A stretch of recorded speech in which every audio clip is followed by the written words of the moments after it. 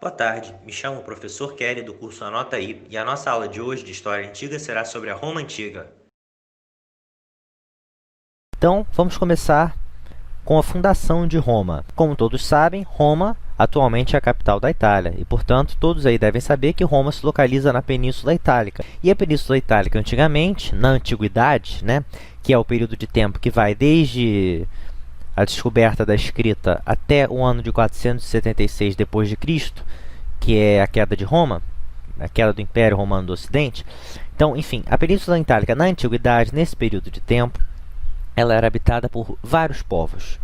Era habitada por povos latinos, pelos povos etruscos, pelos cartagineses, que era um povo que ficava ali no norte da África, eles eram descendentes de colonos fenícios que fundaram a cidade de Cartago ali no norte da África e se expandiram ali para a Península Itálica também. Era habitada por gregos que colonizaram algumas regiões ali da Península Itálica, que deram o nome de Magna Grécia às suas colônias ali. Pelos úmbrios, sabinos, volscos, etc., vários povos. E aí no século VIII a.C., alguns povos latinos eles se assentaram, ou seja, eles deixaram de ser nômades e se assentaram em diversas aldeias, construíram diversas aldeias na região do Lácio, que fica ali no centro da Península Itálica. E essas aldeias acabaram dando origem à cidade de Roma, que vai ser fundada oficialmente no ano de 753 a.C. E aí o contato entre diferentes povos que habitavam a península vai continuar e vai ser impulsionado por diversas atividades comerciais, seja por mar, seja por terra. E esse comércio vai propiciar um intercâmbio cultural muito grande dentro da Península Itálica, e esse intercâmbio cultural vai contribuir bastante para a formação e para a consolidação da cidade de Roma. Como, por exemplo, os etruscos, que eram o povo da Península Itálica, eles vão introduzir em Roma a prática do comércio marítimo pelo Mediterrâneo, e por isso o Império Romano, mais tarde, vai se tornar uma potência marítima também. Essa imagem que vocês estão vendo aí é parte de uma lenda para a fundação de Roma, que diz que dois gêmeos foram abandonados numa floresta e foram amamentados, no caso, por uma loba, que é o que a gente pode ver nessa escultura. Esses dois gêmeos eram Rômulo e Remo, e aí os dois vão fundar a cidade de Roma e vão batalhar entre si para ver quem seria o primeiro rei de Roma.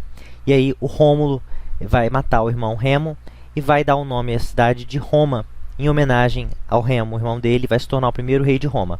Isso é uma lenda, uma lenda de fundação, mas o que a gente sabe é que Roma de fato foi fundada em 753 e de fato o primeiro rei de Roma foi Rômulo. Só para mostrar para vocês aqui o mapa da Península Itálica, mostrando os diferentes povos que a habitavam na Antiguidade. Em verdinho ali em cima nós temos os etruscos, aqui os chamados povos itálicos, que eram vários povos diferentes, que recebiam essa denominação de povos itálicos, como os úmbrios, sabinos, latinos, volscos, samnitas e oscos. Temos outros povos aqui. Cartagineses ocupavam essa partezinha da Sicília, vindos daqui dessa cidade de Cartago. Eles dominavam o comércio no Mediterrâneo, fundaram essa cidade aqui e expandiram-se um pouco para a Sicília. E nós tínhamos também uma presença grega nessas regiões aqui. Essas cidadezinhas nas partes pintadas em vermelho foram fundadas pelos gregos. Eram colônias gregas. E essa parte da Itália era chamada pelos gregos de Magna Grécia. Enfim, aí a gente vai ter o início da monarquia romana, quando Roma será governada por 7 reis. O primeiro deles sendo Rômulo, que vai ser um desses dois aqui. Se eu não me engano, é esse aqui, o Rômulo, e atrás dele está o Remo, irmão dele. O primeiro rei romano vai ser o Rômulo e depois vão vir outros 6 reis. No total, a cidade de Roma será governada por 7 reis, sendo os 4 primeiros de origem latina e os 3 últimos reis terão origem etrusca. Os reis etruscos, eles foram responsáveis pela expansão de Roma, pela urbanização da cidade, pela construção de canais de drenagem que secaram os pântanos da cidade. Eles organizaram o centro da cidade, fizeram uma reforma lá e transformaram o centro de Roma em um local de comércio e de organização política. E agora nós podemos falar sobre a divisão social de Roma. A sociedade romana era composta por 3 grupos principais. Primeiro, os patrícios, que era a aristocracia da época, eram ricos proprietários de terra, eles tinham também muitas cabeças de gado, que formavam uma aristocracia de sangue, ou seja, era poder hereditário. Os filhos de patrícios eram também. Eles passavam de pai para filho os poderes e as riquezas. O segundo grupo importante era um grupo dos clientes, que era um grupo bastante heterogêneo, formado por escravos libertos, por estrangeiros, por filhos ilegítimos de pais ricos, por pessoas mais pobres, ou até mesmo por patrícios menos ricos, que queriam heranças para eles, né? Qual era a principal característica do grupo dos clientes? É porque eles, ou melhor, a principal característica deles era o fato de eles procurarem a proteção dos patrícios. E aí, em troca da proteção dos patrícios, bem como em troca de terras, de cabeças de gado e de prestígio, eles prestavam serviços aos patrícios. Eles prestavam ajuda política, ajuda judicial e ajuda financeira e militar aos patrícios em troca dessa proteção que eu acabei de mencionar. E no outro extremo, nós temos o grupo dos plebeus, que eram os mais pobres. Eram pequenos agricultores, pequenos artesãos, pequenos comerciantes que não possuíam direito à participação política de início. Depois eles vão ganhar direito à participação política, mas de início eles não vão ter direito à participação política, mesmo constituindo a maior parte da população de Roma. Tinha escravidão? Tinha. A escravidão mais comum naquela época era a escravização por dívidas. Escravização por dívidas é quando alguém contrai um empréstimo, não consegue pagar as dívidas, e aí é obrigado a se escravizar, a tornar-se escravo de seu credor, para poder pagar as dívidas na forma de trabalho. E quem sofria muito com esse tipo de escravização eram os plebeus, porque, por vezes, eles eram obrigados a servir ao exército romano na época de guerra e eram obrigados a deixar suas colheitas. E aí, quando eles voltavam para as colheitas, eles eram obrigados a contrair empréstimos para sobreviver, para poder reorganizar a produção, e muitas vezes eles não podiam pagar esses empréstimos que eles contraíam, e aí eles acabavam se endividando e eram obrigados a se tornar escravos, né? Eram escravizados pelos seus credores, que na maioria das vezes eram patrícios. Outras modalidades de escravidão não eram muito comuns. A gente tinha comércio de pessoas escravizadas ativo ali no mar Mediterrâneo. Os gregos já tinham escravos, no norte da África haviam escravos, só que Roma na época ainda era uma cidade pobre. A maioria dos habitantes de Roma era pobre e não possuía dinheiro para comprar escravos. Então, o mais comum era mesmo a escravização por dívidas. Então, além do rei de Roma, Roma ainda possuía um senado, que era composto pelos chefes das famílias de patrícios, né? Eram compostos pelos chefes aristocratas da cidade, e a principal tarefa do senado era eleger o rei. Então, os reis eram eleitos, não era hereditário o cargo de rei. Eles eram eleitos. O próprio rei, por sinal, tinha poderes ilimitados. Os comícios, que eram as assembleias populares, podiam limitar os poderes dele, bem como podiam aceitar ou rejeitar a eleição do rei pelo Senado. Então, o Senado elegia um rei e o comício podia recusar essa eleição do rei e podia pedir para o Senado eleger um outro cara. Era mais ou menos assim. Os poderes do rei de Roma eram bem limitados, tanto pelo Senado quanto pelos comícios. Então, não era uma monarquia, vamos dizer assim, absoluta, né? O rei não tinha plenos poderes. Enfim, essa monarquia de Roma vai durar até o ano de 509 a.C., quando a gente vai ter uma revolta dos patrícios, dos aristocratas. Eles vão se revoltar contra o rei Tarquínio, que era conhecido como o Soberbo. Ele era um rei etrusco, e os patrícios romanos de origem latina vão se revoltar contra ele, porque eles entendiam que os etruscos eram invasores, né? Eles não eram originários ali da região do Lácio, eles vinham do norte, como nós vimos no mapa.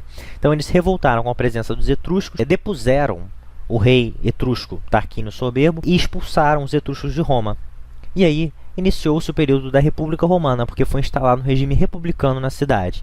E aí a gente vai ter o início da República Romana, que vai durar cerca de 5 séculos. E aí, como é que vai ser essa República Romana? A estrutura do poder em Roma vai mudar, não vai ter mais rei. Ela vai ficar centralizada agora em 3 órgãos políticos: o Senado, as Assembleias e as Magistraturas. Primeiro, o que eram as magistraturas? Era um órgão político composto por altos funcionários da República, que eram eleitos, por sua vez, pelas Assembleias. Por isso, existiam diversos tipos de magistrados. Haviam 2 cônsules, que comandavam o exército, dirigiam o Estado e convocavam o Senado. Haviam pretores, que eram encarregados pela justiça. Havia censores, que eram responsáveis por recensear os cidadãos, né, fazer o censo, contar quantos habitantes tinha, e eram responsáveis também por vigiar os costumes dos romanos. Então era uma função moral, bastante moral. Havia também os questores, que eram os arrecadadores de imposto, e havia também os edis, que organizavam serviços públicos, organizavam as festas cívicas e organizavam as cerimônias religiosas, bem como faziam a manutenção dos edifícios e organizavam também o policiamento da cidade. Quando Roma entrava em guerra ou numa crise muito forte, um ditador era eleito. E esse ditador teria plenos poderes para organizar o Estado para resolver a situação. Mas esse era um cargo apenas excepcional, que ocorria apenas em situações de crise e de guerra. Além das magistraturas que eram compostas por esses diversos cargos que eu acabei de falar, a gente tinha também o Senado, que era composto por 300 membros vitalícios, ou seja, uma vez senador, a pessoa era senadora até a morte. Então, 300 membros vitalícios que eram patrícios ou plebeus enriquecidos. Na República Romana, os plebeus, desde que tivessem dinheiro, podiam participar da política. E o Senado ele era responsável por fiscalizar a ação dos magistrados, de todos esses carinhas aqui, e também eram responsáveis por ratificar, ou seja, confirmar as decisões das Assembleias Populares. As Assembleias Populares, por sua vez, eram aqueles órgãos no qual a gente, de fato, tinha participação política dos demais cidadãos romanos, menos as mulheres e os escravos, que não podiam participar. A gente tinha 3 tipos de assembleias. As centúrias, que elegiam os magistrados superiores, ou seja, os cônsules, os pretores e os assessores, votavam declarações de guerra e paz e podiam aprovar leis.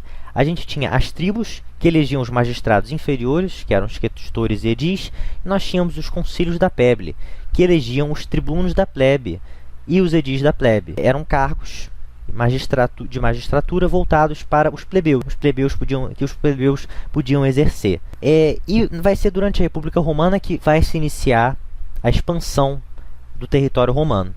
Aos poucos eles vão começar a sair ali dos arredores de Roma e vão começar a se expandir de início pela Península Itálica e mais tarde vão até se expandir para fora da Península Itálica também. De início, essa expansão era uma expansão defensiva, porque ela visava proteger o território romano contra os povos vizinhos rivais. Então, se tinha um reino vizinho a Roma que ameaçava Roma, eles iam lá, invadiam e conquistavam esse reino para eliminar a ameaça. De início era assim. E também, essa expansão tinha o objetivo de obter mais terras para a agricultura e para o pastoreio, porque à medida que a população ia aumentando, foi necessário obter mais terras. E logo os romanos vão descobrir um terceiro benefício da expansão militar, porque a expansão militar vai se provar ser uma boa fonte de riquezas. Ela vai dar a Roma bastante metais preciosos, bastante dinheiro em forma de tributos e também bastante escravos de guerra. Os prisioneiros de guerra eram escravizados. Então, como eu falei, a expansão romana vai começar na Península Itálica. Ali nos séculos IV e III a.C., eles vão conquistar o norte, que pertencia aos etruscos, e o sul da Península Itálica, que pertenciam às colônias gregas, né? Pertenciam aos gregos e a outros povos latinos. Aí, eles dominando a Península Itálica, eles vão começar a entrar em contato com outros povos de fora da Península Itálica. Primeiro, eles vão travar intensas lutas contra os cartagineses, aquele povo que eu já falei para vocês, que controlava o comércio no mar Mediterrâneo, tinham vastas extensões de terra no norte da África e na Sicília. Enfim, eles vão entrar em contato, romanos e cartagineses, e vão entrar em guerra pelo controle do comércio e das terras da Sicília. E essa guerra vai ser chamada de Guerras Púnicas. Se não me engano, nós tivemos 3 guerras púnicas entre cartagineses e romanos. Elas vão durar entre 264 e 146 a.C. E quem vai vencer essas guerras serão os romanos. Os romanos vão invadir Cartago, destruir a cidade, vão escravizar diversos prisioneiros de guerra cartagineses e com isso vão passar a controlar todo o território que antes era ocupado pelos cartagineses, ou seja, a ilha da Sicília e o norte da África. E também vão passar a controlar cada vez mais o comércio do mar Mediterrâneo, que antes era controlado pelos cartagineses. Depois de derrotar os cartagineses, os romanos vão começar a se expandir pela porção oriental do mar Mediterrâneo, ou seja, a porção leste do mar Mediterrâneo. Então eles vão conquistar os reinos da Macedônia e da Síria. O reino da Macedônia era uma subdivisão do antigo Império Macedônico, aquele que dominava desde a Grécia até a Índia. Mas no caso eles conquistaram a porção mais ocidental do reino da Macedônia, que era ali a Grécia, a Ásia Menor, parte da Turquia e também o reino da Síria. Então os romanos vão, como vocês podem ver, vão expandir bastante seu território. No século II a.C., os romanos vão conquistar também a Península Ibérica, que hoje é Portugal e Espanha, e depois, mais tarde, sob o comando do general Júlio César, entre 58 e 51 a.C., os romanos vão conquistar a Gália, que é esse território aqui, que atualmente corresponde à França. E vão conquistar também parte das Ilhas Britânicas, a atual Inglaterra, atual Reino Unido. Então, eles vão começar a chegar no Oceano Atlântico, no litoral do Oceano Atlântico também. Então, como vocês podem ver pelo mapa, essa aí era mais ou menos a extensão da República Romana ao final da República Romana. A extensão máxima da República Romana era essa aí. Tudo começou aqui. Aí eles foram se expandindo, conquistaram a Península Itálica, depois o norte da África, a Sicília, depois a porção oriental do mar Mediterrâneo, depois a Espanha e depois a Gália, e até mesmo a Inglaterra, uma pequena parte. Então, como vocês podem ver, o território romano aumentou vertiginosamente. Os caras dominaram o mar Mediterrâneo quase inteiro, a ponto de nomear o mar Mediterrâneo como Mare Nostrum, nosso mar. Porque, de fato, era praticamente isso que acontecia.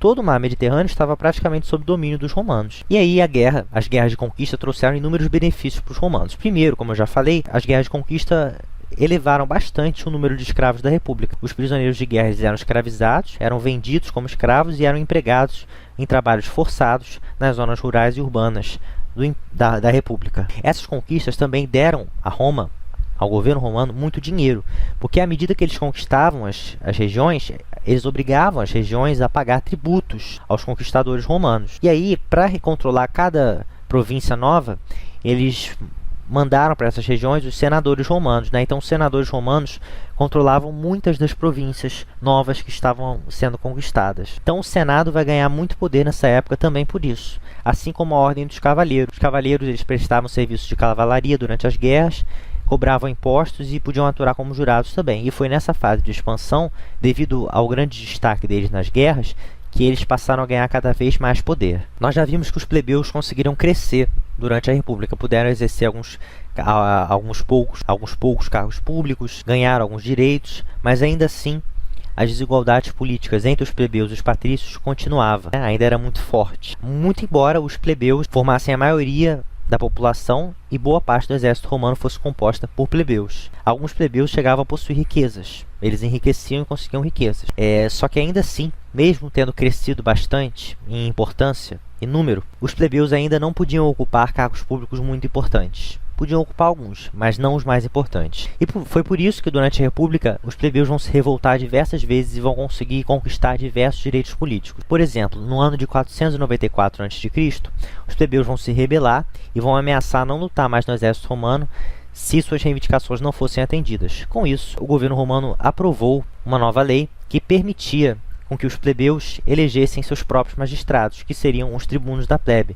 E esses tribunos da plebe, que eram magistrados, eles teriam o poder de vetar atos dos outros magistrados ou do Senado. Então eles tinham bastante poder. Foi uma grande conquista política dos plebeus. Alguns anos depois, em 450 a.C., vamos lembrar sempre que antes de Cristo os anos andam como se fosse para trás, como se fosse um número negativo. Então 450 nesse caso vai ser maior que 400, vai ser depois de 494. Enfim, em 450 a.C., os plebeus vão conquistar uma outra vitória, porque através de revoltas eles vão conseguir com que fosse publicada a Lei das 12 Tábuas. Elas eram leis que asseguravam a igualdade jurídica entre patrícios e plebeus. Então, a partir daí, os patrícios e os plebeus teriam os mesmos direitos na teoria. E elas receberam esse nome de 12 tábuas porque elas foram gravadas em placas de bronze.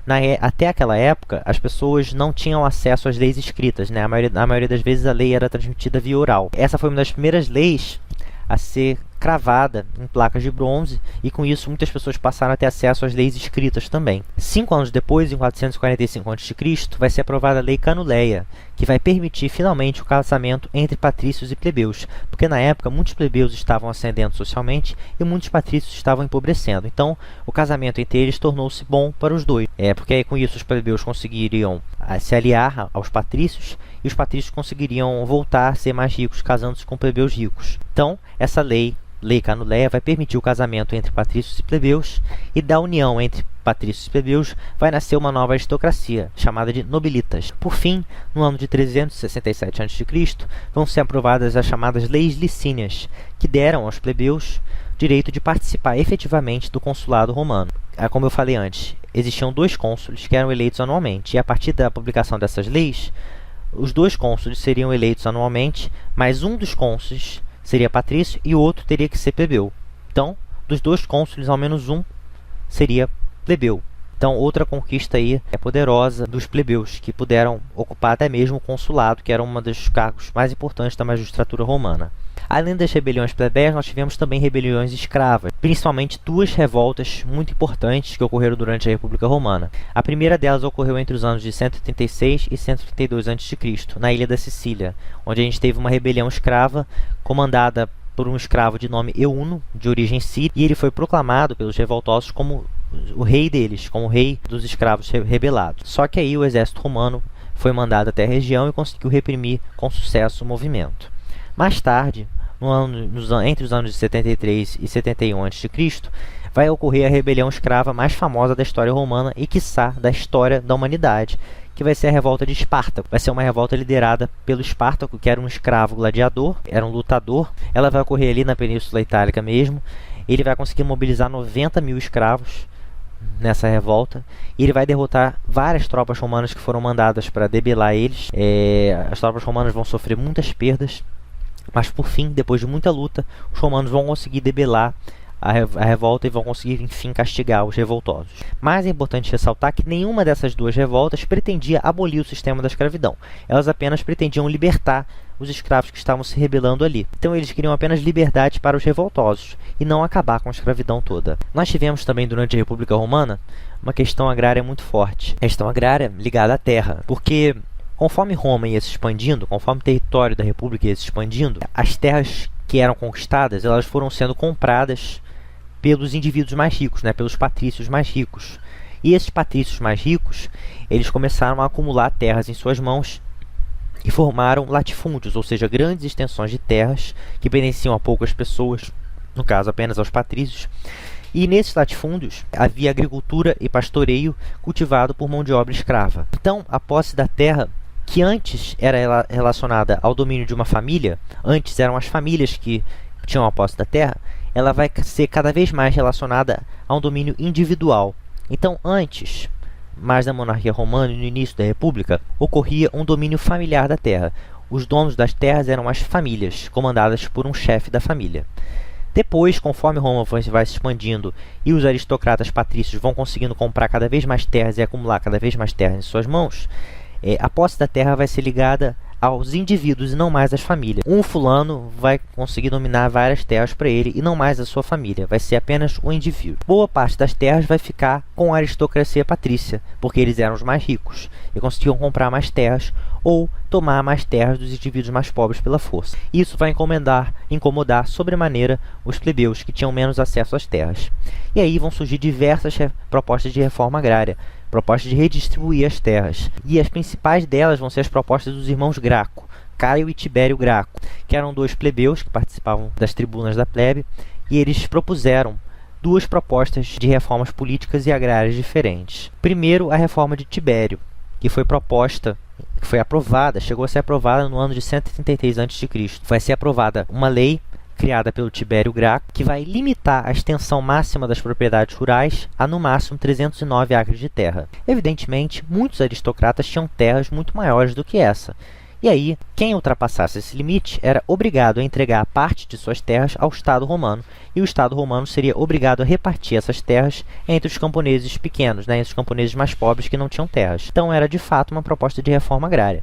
Mas, obviamente, os grandes proprietários de terra, os patrícios, não vão gostar dessa reforma agrária e um ano depois vão matar Tibério. O irmão dele até vai tentar continuar, vai retomar a ideia das reformas agrárias, vai conseguir aprovar uma lei que aumentava a participação dos plebeus na administração do Estado romano, vai abaixar o preço do trigo para os cidadãos mais pobres por meio da lei chamada Lei Frumentária, vai propor inclusive uma lei que estenderia a cidadania romana a outros povos da Península Itálica, o que garantiria aos outros povos, além dos latinos, a participação na política romana. Mas, novamente, os grandes proprietários patrícios não vão gostar dessas propostas, vão rejeitar elas.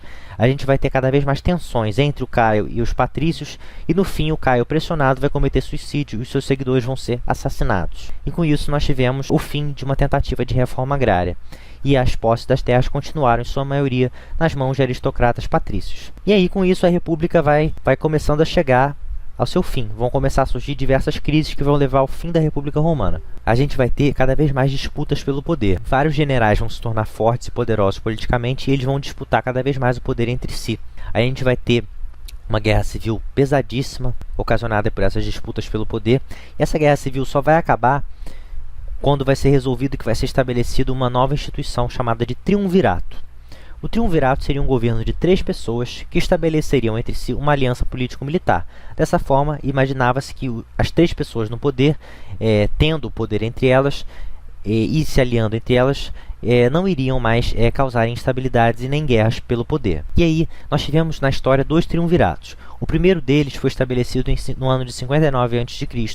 e vai ser composto por 3 caras poderosíssimos: o Pompeu, o Crasso e o Júlio César. O Júlio César vai ser quem mais vai se destacar dentre esses 3, porque ele vai conseguir comandar os exércitos romanos e vai conquistar 2 territórios muito importantes: a Gália, atual França, e as Ilhas Britânicas, atual Reino Unido. E com isso ele vai ganhar muito prestígio, muito poder e vai se tornar o general mais poderoso daquela época. E aí, em 53 a.C., o Crasso vai tentar invadir a Mesopotâmia, ali no Oriente Médio, e vai acabar sendo morto durante essa tentativa. E aí vão sobrar apenas Pompeu e Júlio César.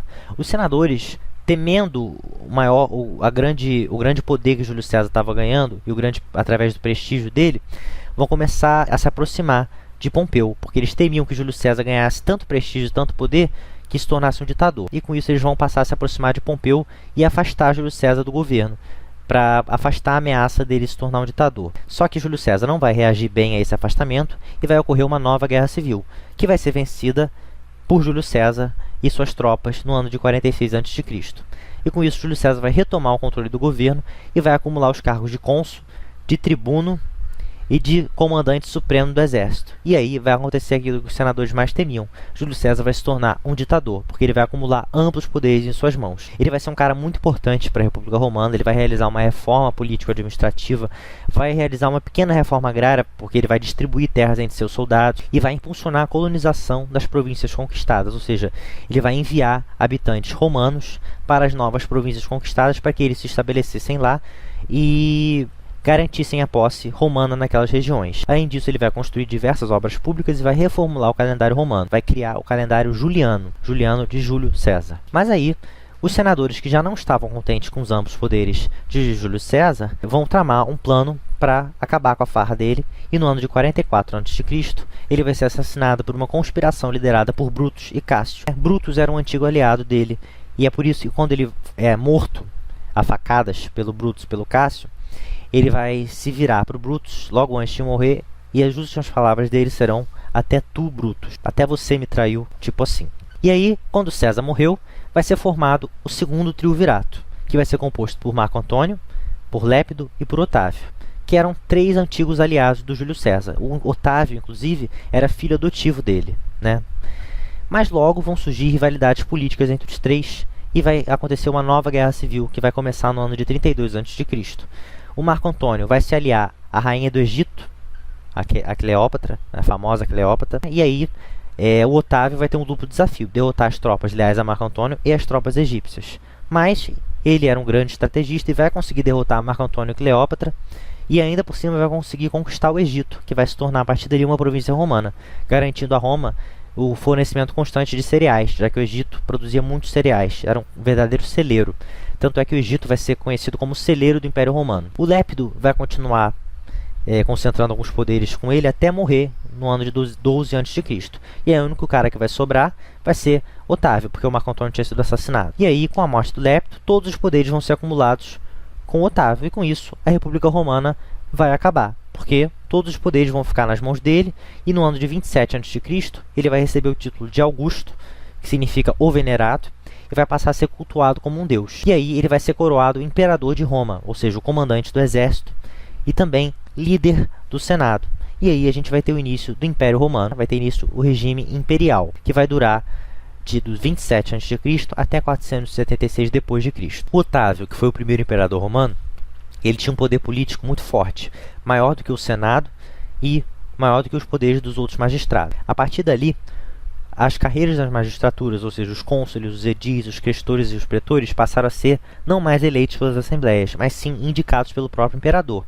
O Senado, por sua vez, teve sua influência política diminuída. Apesar disso, muitos senadores continuaram poderosos, porque eles passaram a comandar alguns exércitos ou a administrar as novas províncias conquistadas. Por isso, apesar do Senado ter sua influência diminuída, os senadores vão continuar sendo homens poderosos. E o acesso aos cargos de magistratura, já que eram agora indicados pelo imperador, para uma pessoa agora ascender à magistratura, ela vai precisar ter uma rede de relações de amizade e de clientelismo com o imperador, com os senadores, com os cavaleiros, com as elites de cada província, né? E é por isso que eu escrevi aqui que o acesso às magistraturas, que antes ocorria por eleições, agora vai passar a depender de uma rede de relações de amizade e clientelismo entre o imperador, os senadores, os cavaleiros e as elites de cada província. Então, a partir de então, só se tornaria magistrado quem tivesse boas relações com o imperador, com alguns senadores, com os cavaleiros, com as elites provinciais. Então, só essas pessoas poderiam se tornar magistrados a partir de então, o que dificultou bastante o acesso a esses cargos. A política expansionista que ocorreu durante a República, ela vai continuar, mas vai ser menor do que a que ocorreu durante a República. A maior parte do território do Império Romano foi conquistado durante a República. Eles vão conquistar alguns novos territórios durante o Império, mas não vai ter a mesma agressividade de antes. Vão conquistar menos territórios. O que os imperadores vão fazer vai ser aperfeiçoar a administração de cada província para estabelecer de vez o domínio romano sobre elas e evitar que elas se separassem. E os imperadores também vão impulsionar o intercâmbio cultural e comercial entre as diversas províncias do Império. Então, Roma vai estar muito bem conectada com as províncias mais distantes do Império, graças ao comércio e a esse intercâmbio cultural, que vai fazer com que romanos de várias partes do Império entrassem em contato entre si. Não era incomum, por exemplo, que os imperadores romanos não nascessem em Roma. A gente teve casos de imperadores romanos nascidos na Síria, no Egito, na Grécia, na Espanha, certo? Nem todos eles nasciam em Roma.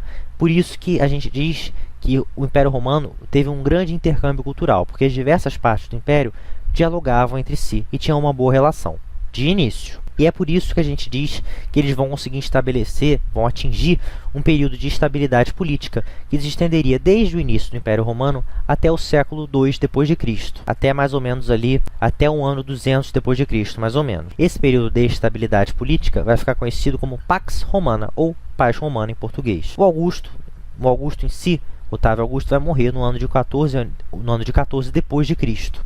E aí ele vai ser sucedido por 4 dinastias diferentes de imperadores até o ano de 235. A gente vai ter a dinastia dos Júlios Cláudios, a dinastia dos Flávios, a dinastia dos Antoninos e a dinastia dos Severos.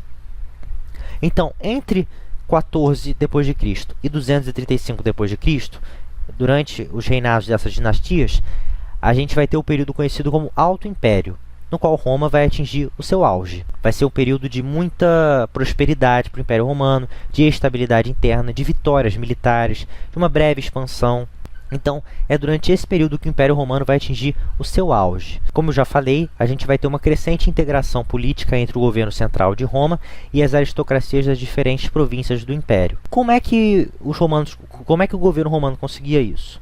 Simples, ele concedia às lideranças de cada província a cidadania romana. Então, os líderes de todas as províncias eram cidadãos romanos. A cidadania romana era concedida a eles. E isso permitia com que esses líderes das províncias ingressassem nas instituições políticas romanas, como a magistratura e o senado, ou seja, ganhavam muito poder. E com isso eles conseguiriam agradar os líderes de cada província, e os líderes de cada província, com isso, conseguiam jurar em obediência ao imperador, graças a essa concessão da cidadania romana que dava bastante poder a ele. E com isso, era melhor para essas lideranças provinciais obedecer ao imperador romano, que com isso eles teriam mais poder, do que se revoltar contra o domínio romano e arriscar perder todo esse poder que eles tinham ganhado. E aí, o império vai atingir sua máxima extensão territorial no ano de 117, durante o governo do imperador Trajano. As províncias em verde, elas eram governadas diretamente pelo imperador.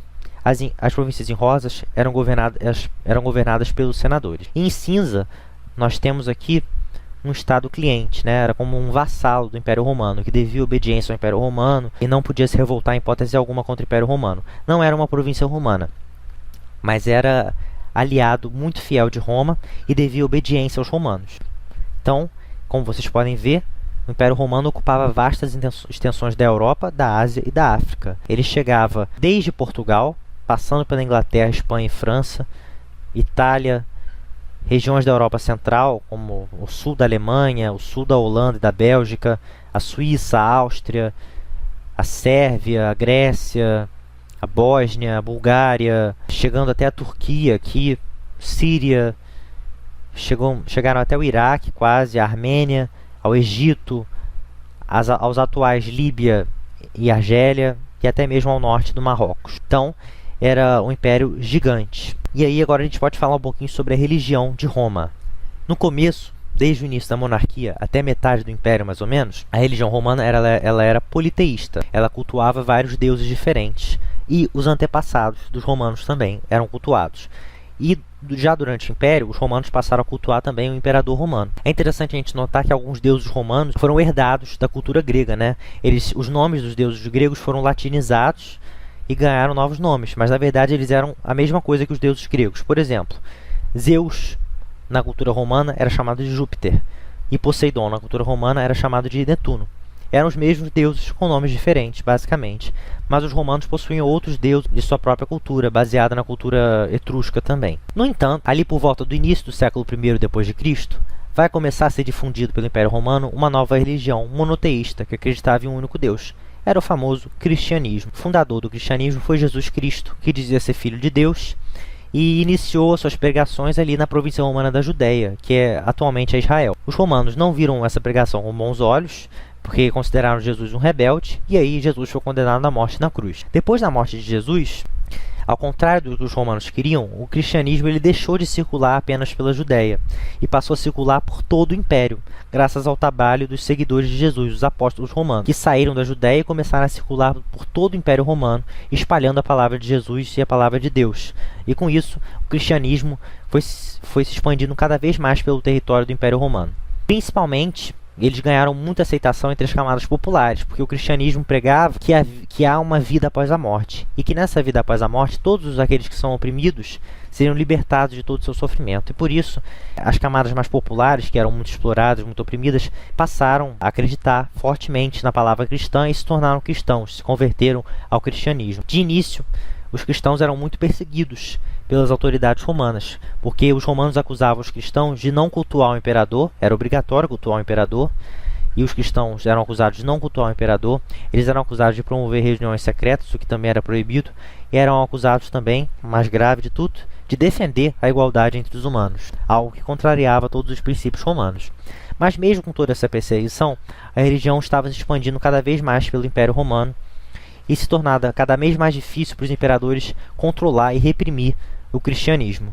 Com isso, no ano de 313, eles finalmente vão ceder à causa cristã, e o imperador Constantino vai publicar, na verdade, o chamado Édito de Milão, que é uma lei que vai conceder liberdade de culto e de crença, sobretudo aos cristãos. Com isso, a partir de 313, a partir do Édito de Milão, os cristãos vão poder praticar livremente as suas crenças. Tanto é que o próprio Constantino, numa jogada política genial, vai se converter ao cristianismo para poder agradar os cristãos que eram cada vez mais maioria no Império Romano. E aí o cristianismo vai continuar forte, e no ano de 380 o imperador Teodósio vai tornar, enfim, o cristianismo a religião oficial do Império Romano. Então, de início, eles tinham religiões politeístas e depois passaram a se tornar cristãos. Agora podemos falar um pouquinho do cotidiano dos romanos. Os romanos ricos normalmente moravam nas colinas da cidade de Roma, né? No caso aqui falando especificamente da cidade de Roma, os romanos ricos moravam nas 7 colinas da cidade, em casas grandes, confortáveis, que tinham até mesmo rede de esgoto e de água encanada. Já os mais pobres habitavam apartamentos em edifícios pequenos de 6 andares que toda hora pegavam fogo e desabavam. Então, a gente vê aí a diferença de classe para as habitações dos dois. A cidade de Roma, ela tinha vários estádios para o entretenimento da população. A gente tinha o Circo Máximo, que era usado para a corrida de biga, que é um carro pequeno, muito popular na época, e corrida de quadriga. E esse Circo Máximo ele podia acomodar até 150 mil pessoas que torciam durante as corridas. Era como se fosse a Fórmula 1 da época. Ele podia acomodar 150 mil pessoas, um número bem maior do que o Maracanã, por exemplo. Nós tínhamos também o Coliseu de Roma, o famoso Coliseu, que era palco dos combates entre os gladiadores.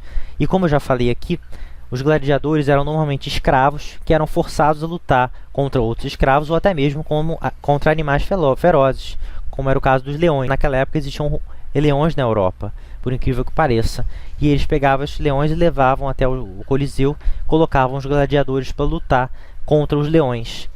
E o Coliseu ficava sempre lotado, podia comportar no máximo 50 mil pessoas, e aí as pessoas ficavam berrando e torcendo, ora pelo gladiador, ora pelo animal. Então era um espetáculo bem sanguinário, mas a população adorava. E esses espetáculos eles eram bastante incentivados pelo imperador e pela aristocracia romana. Tinha inclusive vezes que, num combate entre dois gladiadores, quando um gladiador era derrotado, o imperador romano podia decidir se ele iria ser poupado ou se ele iria ser morto. Se ele apontasse o indicador para cima, ele iria ser poupado.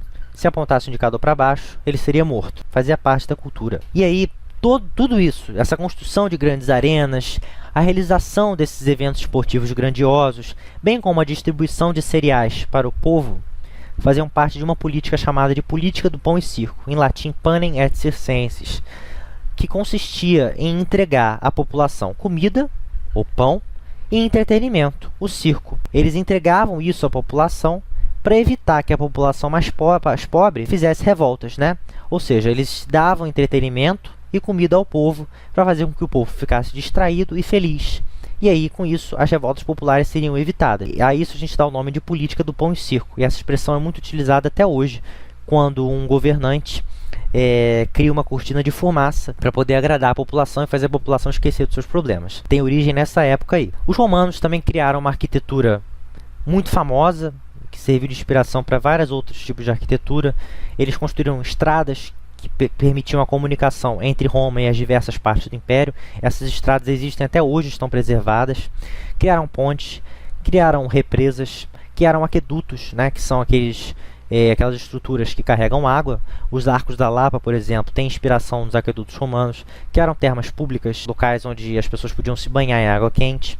Criaram obeliscos, arcos do triunfo, jardins grandiosos, etc. O idioma falado em Roma era o latim, que vai ser expandido por toda a Europa graças à expansão romana, e mais tarde, durante a Idade Média, se tornaria como se fosse a língua oficial da Europa. Como é o inglês hoje, a língua universal, durante a Idade Média o latim vai ser língua universal, graças à expansão romana, que vai levar o latim para diversas partes da Europa. Inclusive, na medida que o latim se misturando com as línguas nativas de cada província conquistada, foram surgindo novas línguas, as chamadas línguas neolatinas.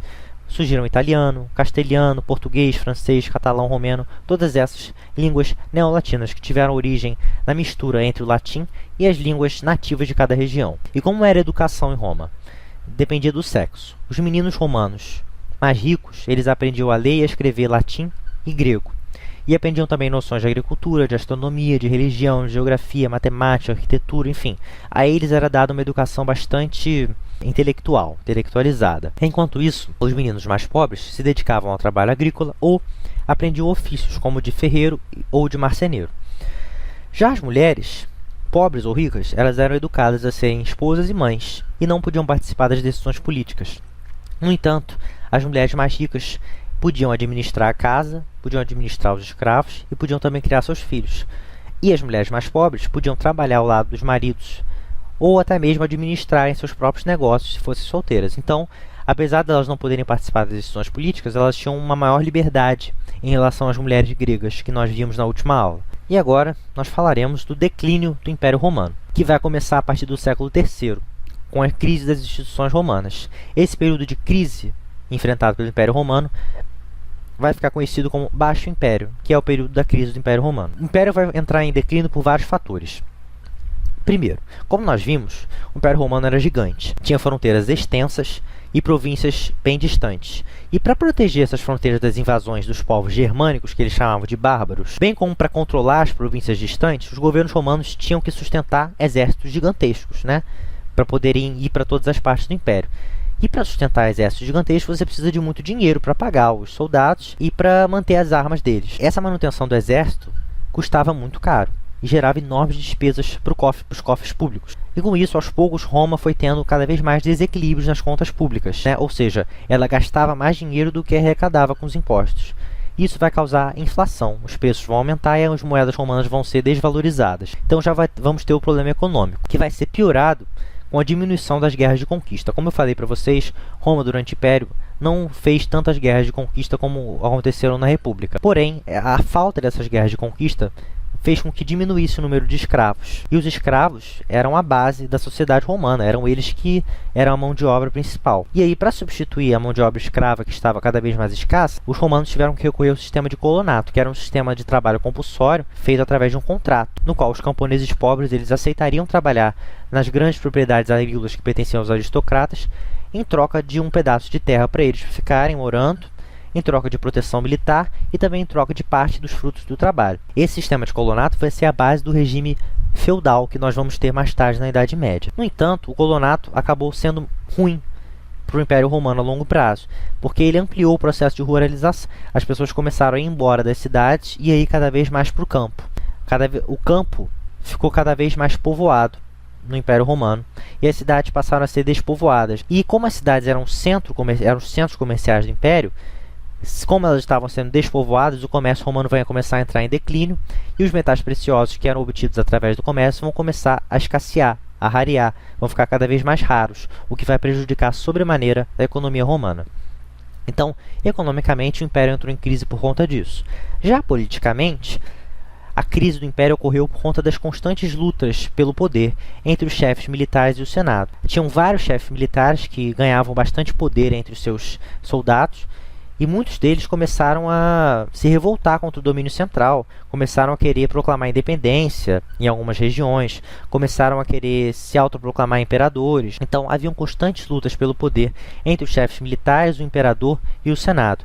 E isso enfraqueceu a coesão militar do Império. Essas constantes lutas e guerras pelo poder começou a enfraquecer o exército romano. O exército romano começou a ficar cada vez mais fraco por conta dessas constantes disputas pelo poder, porque começou a ficar dividido entre as diversas autoridades, e aí, dividido, o exército romano ficou cada vez mais fraco e não conseguiu mais conter a invasão dos povos germânicos nas fronteiras romanas. Os povos germânicos começaram a entrar cada vez mais nas terras do Império, seja para conquistar as terras, seja para apenas povoar elas. Tanto é que muitos povos germânicos, muitas pessoas de origem germânica, com o passar do tempo, começaram a ocupar altos cargos no exército romano ou na administração romana. Os romanos chamavam esses povos germânicos de povos bárbaros.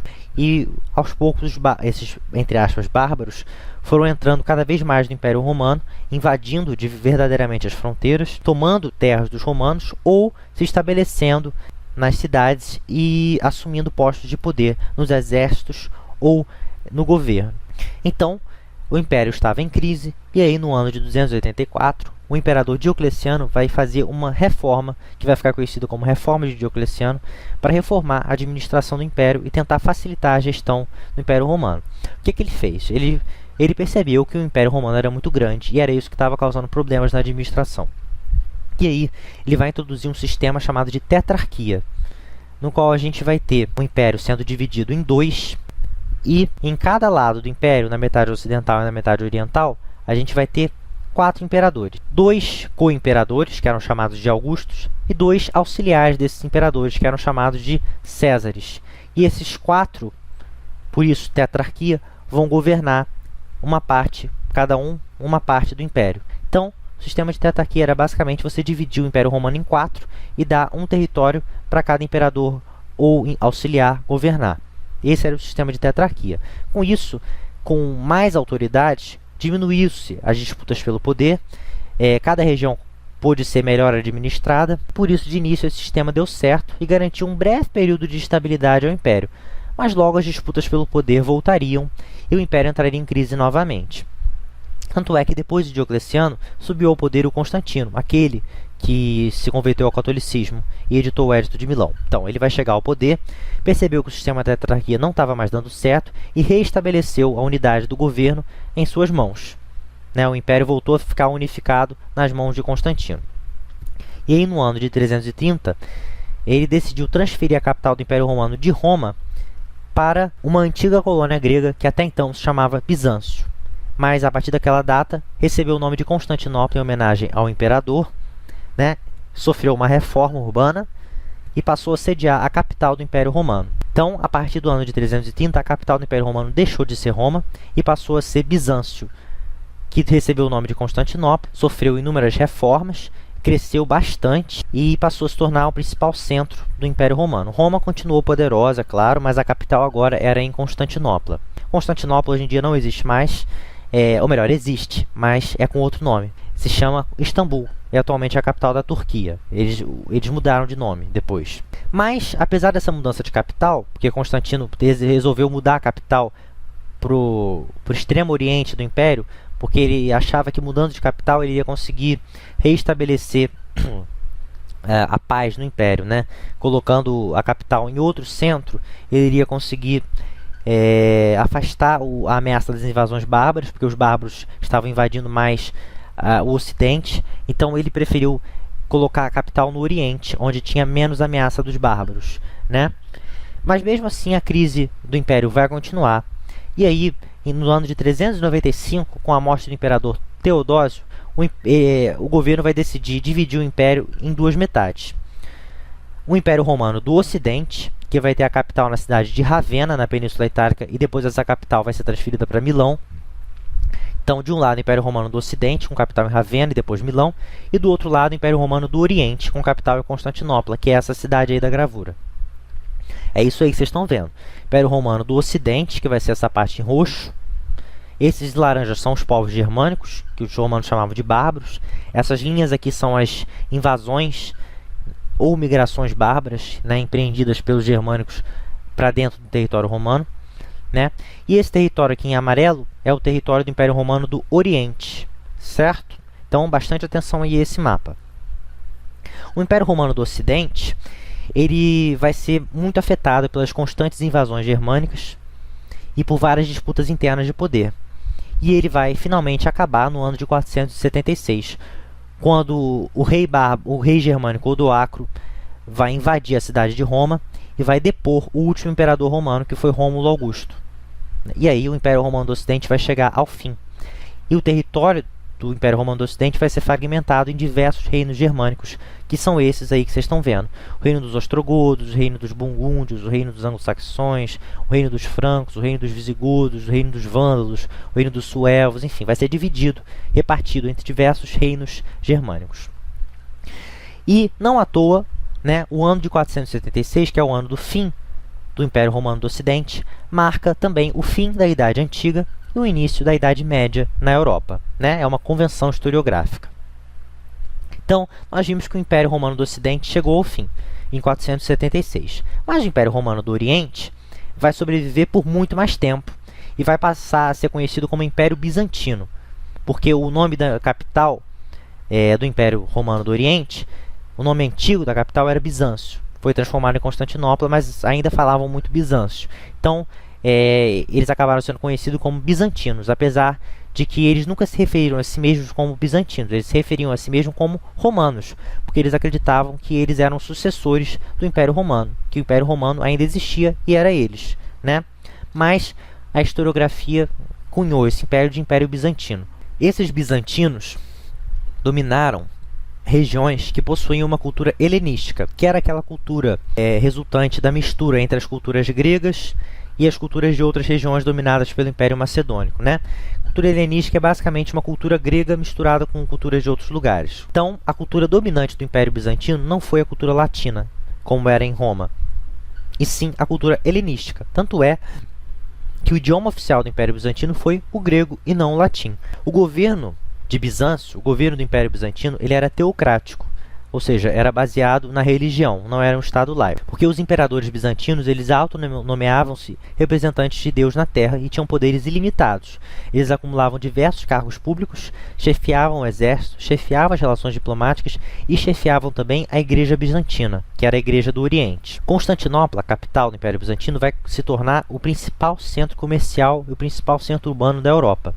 Vai ter mercados, igrejas, palácios, edifícios públicos e praças esportivas como o hipódromo, onde eram disputadas também corridas de bigas, assim como acontecia em Roma, né? Os bizantinos eles vão atingir o seu auge, o Império Bizantino vai atingir seu auge durante o governo do imperador Justiniano, que foi o principal imperador bizantino. Ele vai reconquistar, ele vai empreender uma política expansionista agressiva e vai conseguir reconquistar para os bizantinos diversos territórios que antes pertenciam aos romanos, como o norte da África e as penínsulas Ibérica e Itálica. Além disso, vai ser durante o governo de Justiniano que vai ser formulado o Código de Justiniano, que era um código de leis que vai preservar boa parte do direito romano, que era um direito que garantia o poder do imperador. E esse código ele vai ser muito importante para a história do direito, porque ele vai influenciar o direito de muitos países contemporâneos, como o próprio direito brasileiro, que vai ser influenciado por esse Código de Justiniano. Então a gente viu aí que o Império Bizantino vai atingir o seu ápice aí durante o governo de Justiniano, mas aos poucos ele vai entrar em crise, por conta de constantes lutas pelo poder, por conta das das despesas gastas nas campanhas militares para pacificação de povos vizinhos, e por conta também das disputas comerciais entre bizantinos e os reinos ocidentais, e por conta das invasões árabes e turco-otomanas, que vão tomar várias províncias importantes para os bizantinos.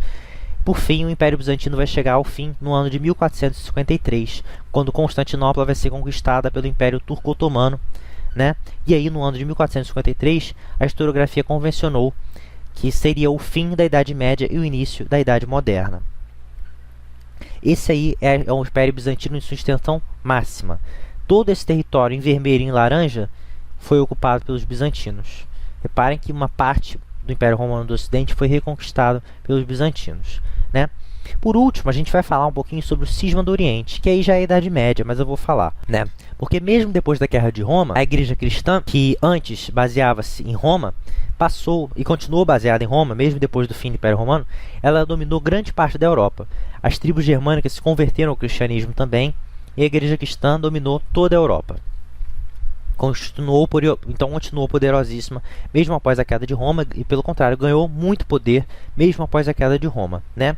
No entanto, aos poucos começou a ocorrer um distanciamento entre a igreja sediada em Roma e a igreja oriental sediada em Constantinopla.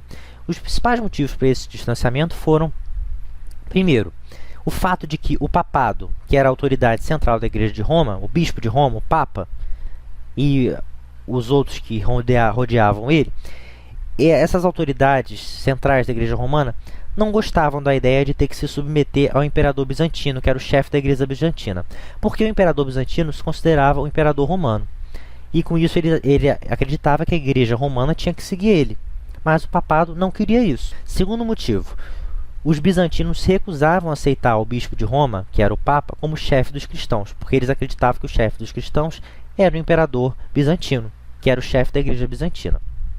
Terceiro motivo era a barreira da língua, porque poucos romanos falavam grego, que era a língua do Império Bizantino, e poucos bizantinos falavam latim, que era a língua da igreja romana.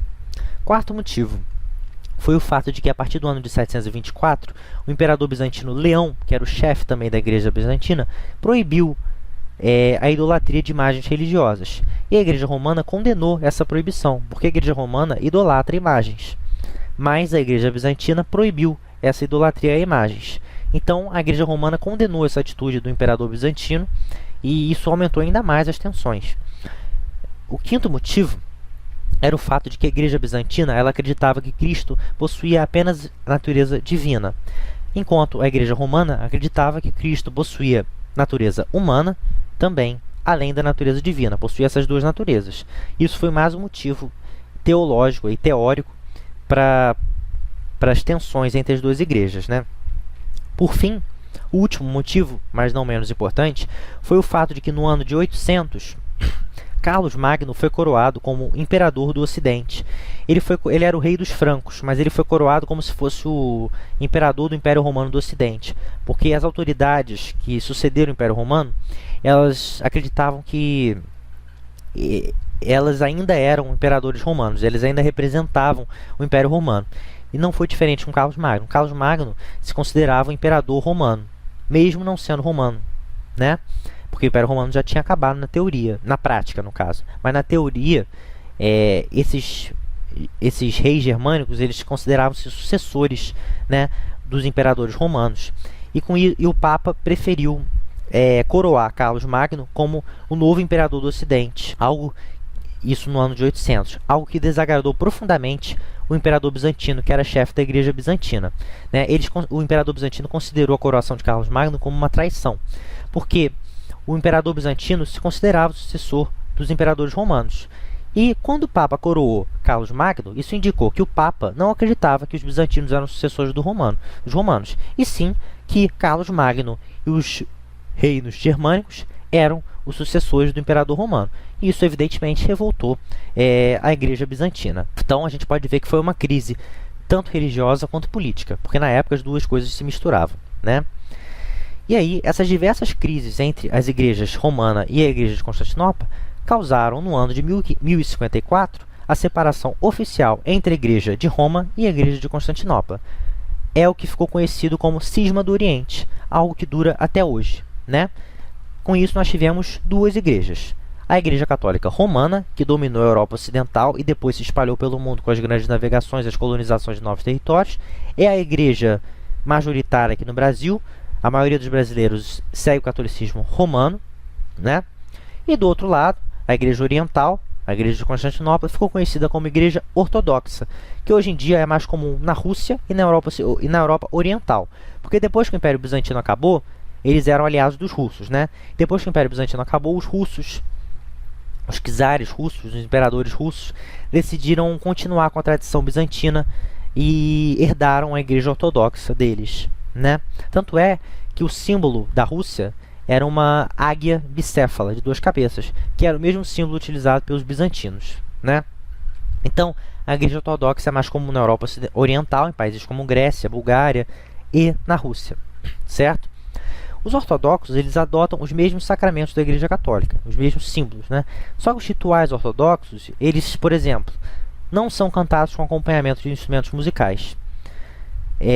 E as imagens esculpidas de santos são proibidas na Igreja Ortodoxa. Somente é permitido o crucifixo e alguns ícones sagrados específicos, né? Os ortodoxos não acreditam no dogma de infalibilidade do Papa, que diz que o Papa não falha, e nem no purgatório, coisa que os católicos acreditam, né? E além disso, uma outra diferença marcante é que os padres ortodoxos, ao contrário dos padres católicos, não precisam manter-se celibatários. Eles podem ser casados, desde que o casamento deles tenha ocorrido antes de sua ordenação como padre. Então, se um cara casa e depois vira padre, ele pode continuar casado na Igreja Ortodoxa. Na Igreja Católica isso não pode acontecer, porque na Igreja Católica, o cara, para ser padre, ele não pode casar, ele tem que ser celibatário. A Igreja Ortodoxa, a religião ortodoxa, ela exige o celibato apenas dos bispos. Então, somente os bispos não podem ser casados quando são ordenados, certo? Então, essa aula foi importante porque nós falamos bastante sobre o Império Romano, República e Monarquia Romanas, e depois o Império Romano, né?